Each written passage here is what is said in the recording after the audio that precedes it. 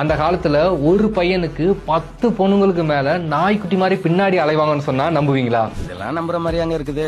இருந்துச்சு. பிகாஸ் பசங்களுக்கு அப்ப டிமாண்ட் இருந்துச்சு. இது எங்க அம்மா எப்பயுமே சொல்ற ஸ்டோரி. 2000 முன்னாடி வரையும் ஜென்ரலா ஒரு வீட்டுல 4-5 பொண்ணுங்க இருப்பாங்களாம். பசங்க ரொம்ப கம்மியா தான் இருப்பாங்களாம். சோ பசங்களுக்கு எப்பயுமே டிமாண்டா. நீங்க ஒரு பொண்ணு அழகா இருந்தாலும் சரி, நிறைய நகை போட்டாலும் சரி, பசங்க கண்டுக்கவே மாட்டாங்களா. இப்ப எங்க வீட்டுல எல்லாம் 90s நானும் என் தம்பி பிறந்துட்டோம். எங்க அம்மாக்கு அவ்வளவு சந்தோஷம். 2 சிங்கக்குட்டியை பெற்று வச்சிருக்கோம், எந்த பொண்ணுக்கும் அலைய வேண்டிய அவசியம் இல்லை அப்படிங்கிற மாதிரி ஆயிடுச்சான்.